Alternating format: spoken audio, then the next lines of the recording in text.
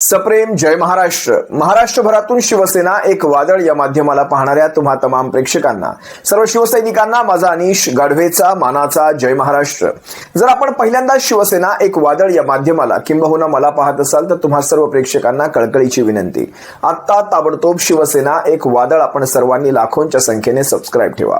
महाराष्ट्राच्या कानाकोपऱ्यापर्यंत तुमच्या माझ्या शिवसेनेच्या ज्वलंत विचारांना पोहोचवणाऱ्या या माध्यमाला आपण सर्वांनी मिळून मोठं करा ही नम्र विनंती करतो.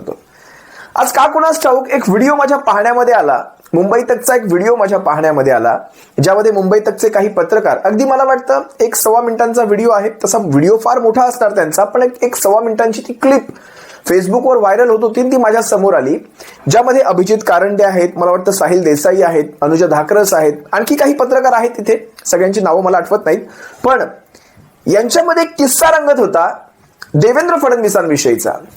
आणि तो ऐकत असताना मला का कुणास ठाऊक असं वाटलं, काय ही पत्रकारिता, म्हणजे माझा राग हा कुठेही मुंबई तकवर किंवा साहिल देसाई असतील, अभिजित कारंडे असतील किंवा अनुजा धाकरस यांच्यावर नाही, माझा हा राग सर्व पत्रकारांवर आहे. खरं तर त्याच्यामध्ये अभिजित कारंडे हे काय म्हणतायत, महाराष्ट्रातले 2-3 विरोधी पक्ष, महाराष्ट्रातले 2-3 सत्ताधारी पक्ष, या सगळ्यांचा प्रमुख एकच आहे, सगळ्यांचा बॉस एकच आहे. आता ही भाषा खरं तर निलेश राणेची भाषा आहे, ही बॉस नावाची भाषा ही निलेश राणे करत असतो.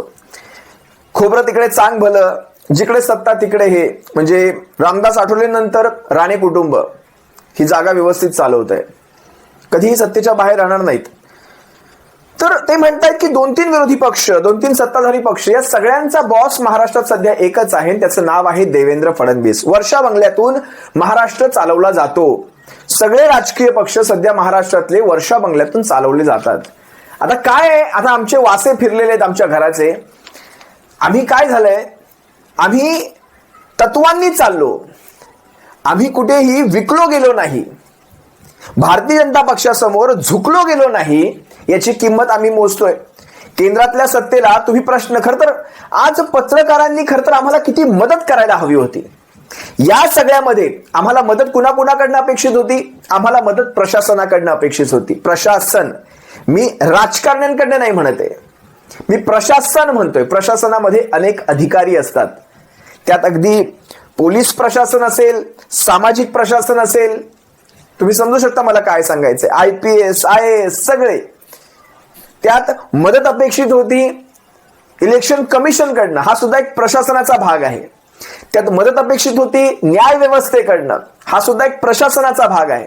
आणि त्यात मदत अपेक्षित होती ती होती मीडियाकडनं. आपण 4 जे स्तंभ म्हणतो ना, त्यात पत्रकारिता हा सुद्धा एक स्तंभ आहे. आणि आज ज्या वेळेस मी तो व्हिडिओ पाहिला, अभिजित कारंडे अगदी रंगवून सांगतायत महाराष्ट्रात सध्या फक्त आणि फक्त देवेंद्र फडणवीस. ही पत्रकारिता खरंच एवढी गुलामीकडे कधीपासून गेली मला खरंच कळलं नाही. म्हणजे मला आजही आठवतं, मी सर्वात प्रथम तुम्हाला तो व्हिडिओ दाखवतो, जर अभिजित कारंडे काय म्हणतायत तुम्ही त्याला त्या अँगलने घ्या. आता ह्या व्हिडिओत काही वेगळं आहे असं तुम्हाला वाटणार नाही, पण ज्या अर्थाने मी तुम्हाला सांगतोय त्या अँगलने एकदा विचार करा, जर हा व्हिडिओ पहा. महाराष्ट्रातले दोन्ही विरोधी पक्ष आणि सत्ताधारी पक्ष, 3 आहेत, त्यातले 2 विरोधी पक्ष आणि सत्तेतले 3 पक्ष हे एकच माणसाकडे आहेत. आणि इथं सर्व शक्तिमान एकच माणूस आहे महाराष्ट्रामध्ये, आणि त्यांचं नाव आहे देवेंद्र फडणवीस. आणि त्यामुळं ही काही गणित आहेत, म्हणजे आपण काय इकडून 2.5 घर, इकडून 2.5 घर, तिकडून उंट विंट काय नाही. त्यांनी ते काय करतात, नाही ते काय करतात, ते चेसचा बोर्ड असतो ना, ते पांढऱ्या सोंगट्यांच्या बाजूने एकदा बसतात, असे बसतात आणि मग इकडून एक चाल खेळतात, मग 10 मिनिटात जातात, मग पलीकडच्या बाजूला जातात, मग एक चाल खेळतात. He is a king of Maharashtra politics as of now. आणि आपण ते नाकारू शकत नाही. फक्त असं आहे की बघा, त्यांना तुम्ही डिनाय नाही करू शकत, तुम्हाला आवडो किंवा न आवडो, पण तुम्हाला त्यांनी जे पॉलिटिक्स आणून ठेवलंय ज्या स्थितीनं, तुम्हाला आता महाराष्ट्रामध्ये एकच दार आहे उघडं, आणि ते आहे वर्षा बंगल्याचं. आणि गॉडफादर मध्ये तो जो पहिला शॉट आहे तो मला प्रचंड आवडतो पिक्चर मध्ये. यायचं, हात हातात घ्यायचा, डोक्याला लावायचा, आणि ते सांगतील तसं करायचं. महाराष्ट्रातले 3 सत्ताधारी, 2 विरोधी पक्ष आणि काँग्रेसमधले जे 16 आमदार आहेत त्यातले निम्म्यापेक्षा जास्त, त्यांच्या पुढे हा एकमेव ऑप्शन आहे. हा एकमेव ऑप्शन, हा त्यांनी स्वतःहून निवडलेला ऑप्शन एक गोष्ट विसरता कामा नये. म्हणजे मला अभिजित कारंडेंचा हा व्हिडिओ पाहिल्यानंतर माझ्या बोलण्यातलं तथ्य तुम्हाला जाणवलं असेल. एवढा लाचार, एवढी लाचारी, लाचार म्हणण्यापेक्षा एवढी लाचारी पत्रकारितेने कमीत कमी अशी लाचारी दाखवणे. आजही आपण युरोपातल्या पत्रकारिता पहा, आजही पहा. मला खरं तर ती ज्ञानेश कुमाराची ज्यावेळेस ते इलेक्शन कमिशन ऑफ इंडियाला राहुल गांधींनी प्रश्न विचारले होते त्यावेळेसची ती प्रेस कॉन्फरन्स आठवते. त्यात कमीत कमी हिंदी मीडियातल्या काही मीडियाने प्रश्न विचारले होते. पण मला महाराष्ट्रातल्या विशेषतः मराठी पत्रकारांना हा प्रश्न विचारायचा आहे, आपण कुण्या दिशेने जातोय. आज खरं तर तुम्ही पहा, देवेंद्र फडणवीसांना सगळ्यात पहिला एक प्रश्न विचारायला हवा होता. ज्या देवेंद्र फडणवीसांचं नाव घेतात, अपधर्म, शाश्वत धर्म, नाही, नो, नेवर, आम्ही राष्ट्रवादीशी संघर्ष केलाय, आता आम्ही अजित पवारांबरोबर कधीही जाणार नाही. ह्या सगळ्या पलटी मास्टरला तुम्ही चाणक्य कसं म्हणू शकता? सत्तेसाठी काहीही करणाऱ्यांना तुम्ही साधा प्रश्न विचारत नाही. याला लाचारी नाही म्हणायची तर काय म्हणायचं? कधीतरी हा व्हिडिओ पहा आणि देवेंद्र फडणवीसाला सगळ्यात पहिला हा प्रश्न विचार. संघर्ष केलेला नाही, एनसीपीसी संघर्ष आम्हीच केलाय, आम्हीच करत राहू. आणि एक गोष्ट सांगतो, एनसीपीशी राष्ट्रवादी काँग्रेसची युती होणं शक्यच नाही. नाही नाही नाही, आपत धर्म नाही, शाश्वत धर्म नाही, कुठलाही धर्म नाही. एक वेळ रिकामे राहू, एक वेळ सत्तेशिवाय राहू. एक वेळ मला कोणीतरी विचारलं तुमचा विवाह होणार आहे का, मी म्हटलं अविवाहित राहणं पसंत करेन, पण राष्ट्रवादी सोबत जाणार नाही नाही नाही. नाही पण असं आहे की तुमची, ठीक आहे, तुम्ही फार तळमळून सांगितलं, अगदी इथून सांगितलं, पटलं, पण तुमचे वरचे जे तिकडचे बसले ते होय होय होय असं म्हटलं तर तुम्हाला हो हो तुम्हाला एक सांगतो, राष्ट्रवादीची अवस्था या निवडणुकीमध्ये अशी होणार आहे की ते कोणाशी युती करण्याच्या लायकच राहणार नाही. ठीक आहे, दोन्ही प्रकारचे आले आहेत, आता काय करायचं, त्यांच्याच जास्त यायला लागलेत. आता तुम्ही दोन नावं घेताय धर्माची, आपत धर्म आणि शाश्वत धर्म सातत्यानं. हे तुमच्या डबल स्टँडर्डला तुम्ही गोंडस नाव दिलंय का? हा. आणि जर समजा उद्या, म्हणजे अशक्य कुठली गोष्ट आहे, समजा अजित पवार जर उद्या भाजपमध्ये आले तर सिंचन घोटाळा महाराष्ट्रात झालाच नव्हता असं तुम्ही म्हणणार? जसं चितय समितीच्या रिपोर्ट नंतर मुख्यमंत्र्यांनी उपमुख्यमंत्र्यांनी म्हटलं की कुठला घोटाळाच नाही आहे, किंवा आदर्शचा घोटाळा समोर आल्यानंतर त्यांनी सांगितलं की घोटाळाच झाला नाही आहे, अशा मानसिकतेचे आम्ही नाही. एक गोष्ट लक्षात घ्या, अजित पवारांना भाजपमध्ये स्थान नाही, कुठल्याही परिस्थितीत नाही. हे व्हिडिओ पाहिल्यानंतर सुद्धा तुम्हाला देवेंद्र फडणवीस खरंच राजकारणातला चाणक्य वाटत असेल तर तुमच्या बुद्धीची मला कीव येते. विशेषतः पत्रकारांना मला सांगायचं आहे, तुमचा तो जमाना मला अजूनही आठवतो. जास्त जुने दिवस नाही ते, अगदी मोदीच्या काळाच्या थोडंसं आधी जायचं. विचार करा, मुंबईवर आतंकवादी हल्ला होतो आणि त्या हल्ल्यामध्ये मुंबईतल्या त्या मला वाटतं ताज पॅलेसची पाहणी करण्यासाठी ज्या वेळेस तत्कालीन मुख्यमंत्री देशमुख साहेब, विलासराव देशमुख साहेब जातात, त्यावेळेस त्यांच्यासोबत राम गोपाल वर्मा असतो. चूक ते चूक. त्या गोष्टीवर पत्रकारांनी असं काही घेरलं, त्यांचा राजीनामा घ्यावा लागला होता आणि सोनिया गांधींनी तो राजीनामा घेतला सुद्धा होता. म्हणजे नेतृत्वाला सुद्धा त्यावेळेस ह्या सगळ्या गोष्टी सांगाव्या लागायच्या. नेतृत्व सुद्धा ज्या गोष्टी बरोबर आहे त्या बरोबर, चूक आहे त्या चूक करायचं आणि राजीनामे घ्यायचं. तो काळ असा होता ज्या काळामध्ये साधी रेल्वे पटरीवरून जरी उतरली तरी रेल्वे मंत्री राजीनामा द्यायचा. आज हजारो जरी मेले तरी रेल्वे मंत्री गेंड्याही पेक्षा जाड चामडीचा आहे. त्यावेळेस विलासरावांनी राजीनामा दिला. अगदी आर आबांना सुद्धा त्यांचं प्रकरण भोवलं होतं, मीडियाने एवढं उचललं की आर आबांना सुद्धा राजीनामा द्यावा लागला. आर आबा काय म्हणत होते, बडे बडे शहरों में छोटी छोटी बातें होती रहती है, आणि आर आबांना राजीनामा द्यावा लागला होता.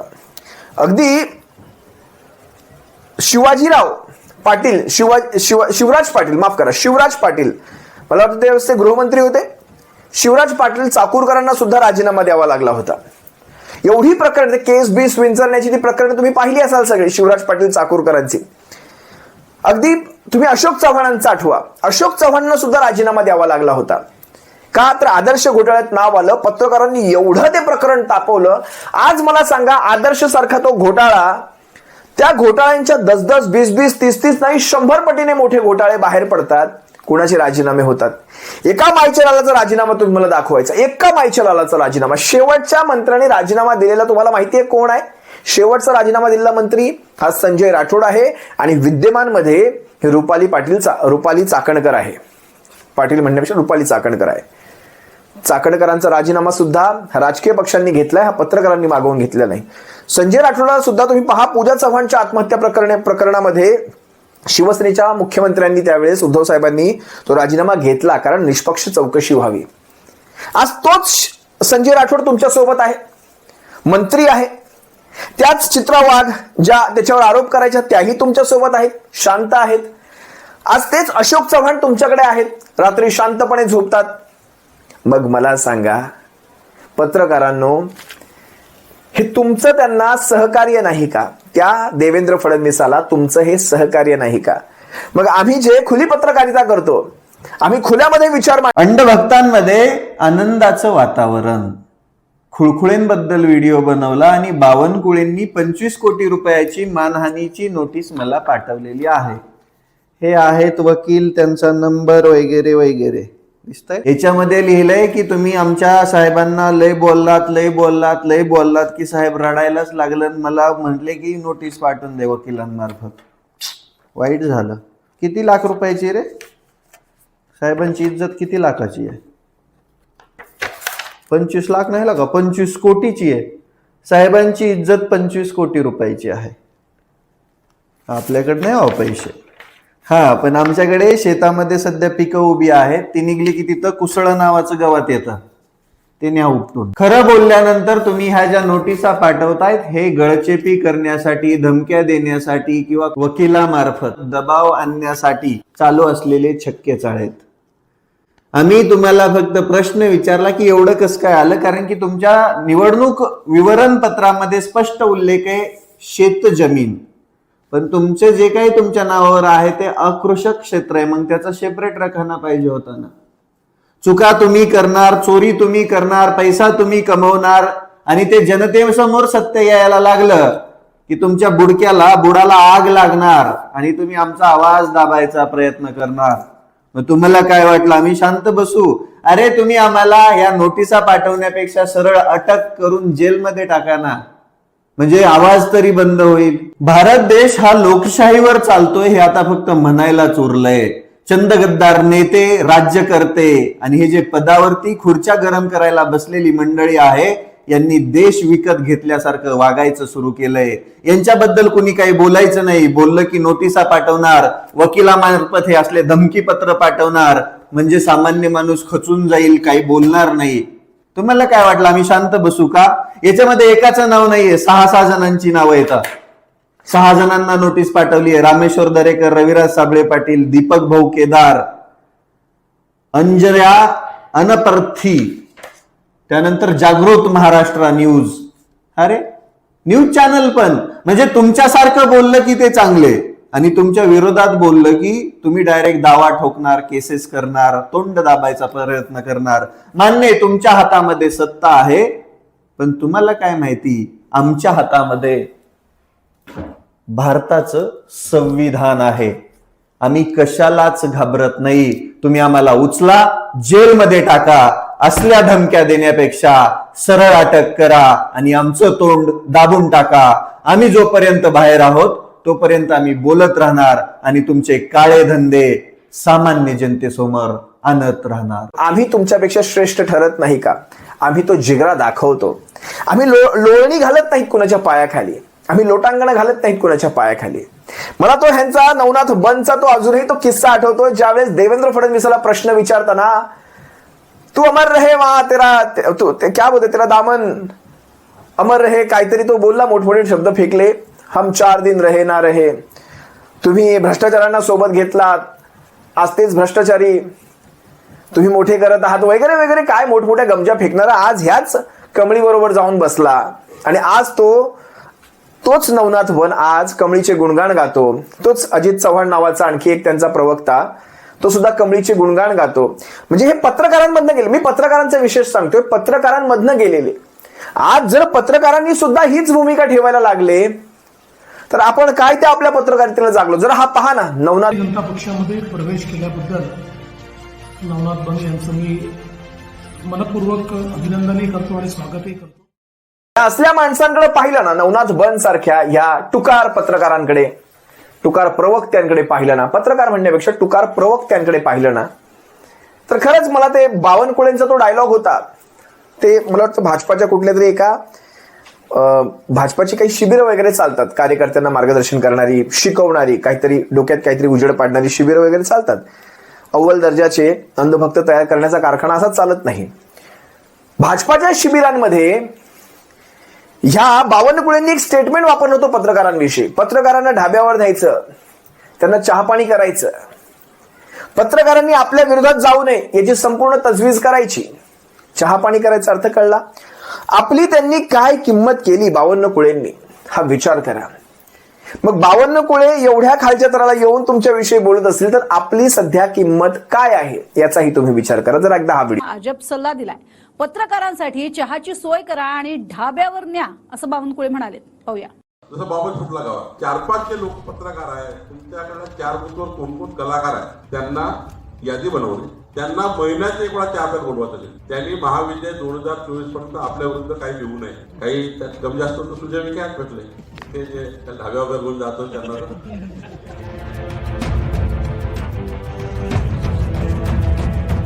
ऐकलंच, भाजपचे प्रदेशाध्यक्ष चंद्रशेखर बावनकुळे काय म्हणालेत. भाजपच्या विरोधात बातमी येऊ नये म्हणून पत्रकारांना चहापान करण्याचा सल्ला बावनकुळे कार्यकर्त्यांना देत आहेत. तशी ऑडिओ क्लिपच व्हायरल झाली आहे. तुम्ही ज्या 4 बूथवर काम करा, त्या 4 बूथवर इलेक्ट्रॉनिक मीडियावाला कोण आहे? ते टिल्लूवाले पंप, त्याने छोटे छोटे फिरतात गावात, पोर्टलवाले. आपल्या बूथवर न्यूसन्स तयार करणारे कोण? आपण एवढं चांगलं काम करतो, तो असं टाकते का? जसं बाबत फुटला गावात 4-5 जे लोक पत्रकार आहेत, तुमच्याकडे 4 बूथवर कोण कलाकार आहेत, त्यांना यादी बनवली, त्यांना महिन्यात एक वेळा चहा प्यायला बोलवायचं. त्यांनी महाविद्यालय 2024 पर्यंत आपल्या विरुद्ध काही लिहू नये. चहापानाचा उल्लेखही बावनकुळेंनी हटके स्टाईलनं केलाय. चहा प्यायला बोलवायचं म्हणजे समजलं ना, असाही प्रतिसवाल बावनकुळेंचा आहे. त्यांचा हा सगळा खटाटोप भाजप विरोधात बातमी छापून येऊ नये किंवा टीव्हीवरती चॅनलच्या माध्यमातून येऊ नये यासाठी आहे. चहा बोलवायला समजतो तुम्हाला, काही त्यात कमी जास्त तर तुझे विकास भेटले, ते जे त्या ढाब्यावर घेऊन जातो त्यांना. त्याच्यामुळं त्यांना व्यवस्थित सांभाळून ठेवायचं. कोणतीही बातमी त्या 4 बूथवरती आपल्या फेवरला आली पाहिजे, आपल्या विरोधात. 4 बूथचा महाविद्यालयामध्ये एकही बातमी त्या 4 बूथच्या आपल्या विरोधात नाही पाहिजे. ही व्हायरल क्लिप अहमदनगर जिल्ह्यातली आहे. बूथ कार्यकर्ते आणि पदाधिकाऱ्यांच्या मेळाव्यात बावनकुळे विजयाचं मंत्र देत होते. मात्र विजयाचं मंत्र देत या विषयावर सुद्धा बावनकुळेंना तुम्ही किती प्रश्न विचारले पत्रकारांनो? खरं खरं सांगायचं, छातीवर हात ठेवून सांगायचं. तुम्ही एकही प्रश्न बावनकुळेंना विचारला नाही. म्हणजे देशाच्या पंतप्रधानांना त्यांनी प्रेस कॉन्फरन्स का घेतली नाही असा जाब विचारणारा एकतरी मीडिया आज आहे का? मला सांगायचं. देशाच्या पंतप्रधानांची 2-3 त्यांचे चहेते पत्रकार घेऊन त्यांची मुलाखत घेतली जाते. वन साइड बोलणं केलं जातं, फक्त वन साइड. प्रश्न विचारायचे नाहीत, फक्त वन साइड ऐकायचं. जरी विचारायची वेळ दिली ना तर काय विचारतं? आप थकते कैसे नहीं हो, आप दिन रात काम करते हो, आप थकते कैसे नहीं हो. हे असली विधानं या असल्या पत्रकारांकडनं. पत्रकारिता जर अशी लोटांगणं घालू लागली तर आम्ही कुणाकडे पाहायचं? माझं बघा, आज कुणी सदा हा प्रश्न विचारतंय. पहलगाम झालं, त्यानंतर उरी झालं, त्यानंतर काय ते पठाणकोट झालं. गृहमंत्र्याची जबाबदारी आहे ही की आज एवढ्या मोठ्या घटना देशात घडल्यानंतर सुद्धा त्यांचे मारेकरी सापडत नाहीत. आज विचार करा, पहलगाम आले, नंगानाच करून गेले, निघूनही गेले. आज त्यांचे मारेकरी सापडत नाहीत, ते आतंकवादी सापडत नाहीत. गृहमंत्री या सगळ्याला जबाबदार आहे, गृहमंत्री या नात्याने. म्हणून कुणीतरी अमित शहाला प्रश्न विचारला, एका तरी पत्रकाराने. ज्यावेळेस किरण माने, शिवसेनेचे किरण माने यांनी भर व्यासपीठावरून हा प्रश्न पत्रकारांना विचारला, त्यावेळेस मला सरिता कौशिक मान खाली घालून शांतपणे बसून ऐकताना दिसल्या. जरा पहा. सरिताताई, मला खरंच आश्चर्य वाटतं. म्हणजे ठीक आहे ना, ठीक आहे, तुमच्यावर दबाव आहे, तुम्हाला बऱ्याच गोष्टींची बंधनं आहे, मान्य आहे मला. पण किमान जेव्हा संतोष देशमुख हत्या प्रकरण होतं, अतिशय निर्घृण पद्धतीनं त्या माणसाची हत्या होते, सोमनाथ सूर्यवंशी पोलीस कोठडीत मृत्युमुखी पडतो, याचं जेव्हा आम्ही वार्तांकन तुमच्याकडून ऐकतो ना, तेव्हा थेट गृहमंत्र्यांना टार्गेट तुम्ही करत नाही. हा जनतेचा प्रश्न आहे. मी काही बारकाईनं बघतो, हुशारीनं तुम्ही पोलिसांवर ढकलता, प्रशासनातल्या अधिकाऱ्यांवर ढकलता, पण थेट गृहमंत्र्यांना जाब विचारलेलं मी अजून ऐकलेलं नाही. किंवा समजा बीडचा बिहार होतोय असं मीडिया म्हणतं, पण ते बीडचा बिहार होताना वाल्मिक कराडांचं नाव पुढे करतं, काही जण दक्क धनंजय मुंडेंचं नाव घेतात. आता मला सांगा, कायदा आणि सुव्यवस्थेचा कंट्रोल कोणाच्या हातात आहे? गृहमंत्रालयाच्या हातात आहे. पण एकही मीडिया असं म्हणत नाही की बीडला जे चाललंय ते गृहमंत्री जबाबदार आहेत त्याला. अंतरवाली सराटीत जो लाठीमार झाला गृह, असं का म्हणत नाही तुम्ही? मी म्हणतो तुम्ही एकदा म्हणा ना, तुम्ही जनतेला तरी समाधान वाटत आहे की तुम्ही म्हणा की फर्स्ट टेस्ट मध्ये हे सरकार नापास झालेलं आहे. तुम्ही सरळ म्हणा. फक्त मी काय म्हणतो एवढं म्हणा, तुम्ही डेअरिंग करा की गृहमंत्री हे प्रकरण हाताळण्यात अपयशी ठरलेले आहेत, एवढं तरी म्हणा. जाऊ द्या, काय अपेक्षा ठेवायच्या. परत सगळेच नाही बरं का, काही पत्रकार आहेत जे आजही पत्रकारितेला जागतात, जे प्रश्न विचारतात. मला आजही त्या सामच्या पत्रकाराचा, महिला पत्रकाराचा अभिमान वाटतो, जिने नितेश राणेला तोंडावर प्रश्न केला होता की जेवढे कपडे बदलले जात नाहीत तेवढे तुम्ही पक्ष बदलता. लोक म्हणतात हे असं. लोक कसलं, ती स्वतः म्हणाली होती, पण तिने स्पष्टपणे बोलण्याची हिंमत दाखवली. तिला सुद्धा एक मानाचा जय महाराष्ट्र केलाच पाहिजे. प्रत्येक वेळी दोष दाखवून चालणार नाही, काही चांगल्या गोष्टी सुद्धा दाखवाव्याच लागतील. जरा पहा. आमच्या सर्वांना एक कुतूहल आहे की कपडे बदलतात तसं तुम्ही पक्ष बदलता. यात आरएसएसला तुम्ही हाफ चड्डी वगैरे असं एकेकाळी म्हणत जानवेवाले बोललेले तुम्ही, तुमचे व्हिडिओ सध्या व्हायरल होत आहेत. त्या कसं हे होतं सगळं. आता विचारधारा जी आहे त्याच्याबाबत नेमका प्रश्न काय, म्हणजे इथंच बालगंधर्वच्या शेजारी तुम्ही गडकरींचा पुतळा उभा टाकल्यानंतरची तुमची भूमिका आजही त्या आम्हाला जो भूमिका पटते त्या भूमिका आम्ही स्वीकारतो. कपडे बदलतो आणि पक्ष बदलता म्हणजे तुम्हाला अशी इच्छा असेल की मी तुमच्या प्रश्नाला उत्तर देऊन तुम्हाला टीआरपी वाढू मॅडम, तसं मी वाढणार नाही. तुम्ही मला कधीतरी नंतर बोला, तुम्ही मला कधी नितेश राणेला तोंडावर ज्यावेळेस त्या पत्रकाराने प्रश्न विचारला त्याचं तोंड पाहण्यासारखं झालं होतं. असो, काल परवामध्ये मोहित कंबोजचा सुद्धा विषय तुम्ही पाहिला असाल. पत्रकारांनी प्रश्न आदित्य ठाकरेंवर विचारले, आदित्य ठाकरे का गेले, पण एकाही पत्रकाराने मोहित कंबोजला हा प्रश्न विचारायचा धाडस दाखवलं नाही की बँकरप्ट असलेला व्यक्ती एवढा मोठा फंक्शन ठेवू शकतो. बँकरप्ट असलेला व्यक्ती एवढ्या, म्हणजे त्याच्या पत्नीच्या नावाने ही 200-300 कोटींच्या घराची त्याची पत्नी सुद्धा मालकीण वगैरे वगैरे गोष्टी ऐकल्या. बँकरप्ट असलेला व्यक्ती एवढी माया जमवतो, हा प्रश्न कधी पत्रकारांनी त्यांना विचारला नाही. पत्रकार प्रश्न काय विचारणार, आदित्य ठाकरे त्या वाढदिवसाला कसे काय गेले, हा तुमचा प्रश्न. पण पत्रकारांनी त्यापेक्षा जास्त, त्यांचं आमंत्रण होतं एका वाढदिवसानिमित्तचं, ते उदाहरण होतं. काही 12 ते 13 मिनिटांची ती भेट होती, वाढदिवसाला गेले, ते निघाले. पण त्याच्या पलीकडे जाऊन एक राजकीय तुम्हाला स्टेटमेंट जर करायचंच असेल आणि राजकीय विवाद उभा करायचाच असेल तर तुम्ही हा उभा करा की ह्या मोहित कंबोजला भारतीय जनता पक्ष एवढा का असा हाताच्या खाली सावरून घेतो. भारतीय जनता पक्षाची कुठली अंडी पिल्ली या मोहित कंबोजला माहिती आहेत, किंवा भारतीय जनता पक्षाने याच्या सगळ्या काळ्या कारनाम्यांवर असं पांघरून का घातलंय, ह्या गोष्टी विचारायला हव्यात. पटेल किती न पटेल तुम्हाला मला माहित नाही, पण हे असंच आहे. असो, तुर्तास तुम्हा सर्वांची रजा घेतो. सप्रेम जय महाराष्ट्र. काळजी घ्या.